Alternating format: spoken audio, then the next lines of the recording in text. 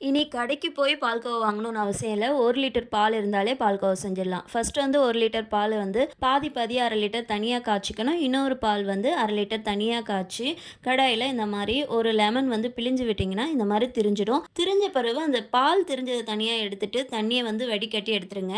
இப்போ இந்த பன்னீர் மட்டும் தனியா இருக்கு இல்லையா? இத வந்து நல்லா ட்ரை ஆகணும். தண்ணி சுத்தமா இல்லாத ட்ரை ஆன பிறகு, நம்ம காய்ச்சி வச்ச பால வந்து இதில ஊத்திட்டு நல்லா கிண்டிக்கிட்டே இருந்தோம்னா, அந்த பால் ஆடைலாம் வந்து சுத்தி இருக்கும். அதெல்லாம் எடுத்து விட்டு சூப்பரா வந்து பால்கோவா ரெடி ஆயிடும். இப்போ வந்து தண்ணியே இல்லாத அந்த பாலே இருக்கக்கூடாது. அப்படியே மணல் மணலா இருக்க மாரி இருக்கும். இந்த டைம்ல வந்து ஒரு 4 டேபிள் ஸ்பூன் அளவுக்கு ஒயிட் சுகரும், 4 டேபிள் ஸ்பூன் அளவுக்கு ப்ரவுன் சுகரும் ஆட் பண்ணிட்டு நல்லா கலந்து விட்டுக்குங்க. இப்போ சர்க்கரையும் அந்த பால்கோவாவோட நல்லா மிக்ஸ் ஆயிடுச்சு.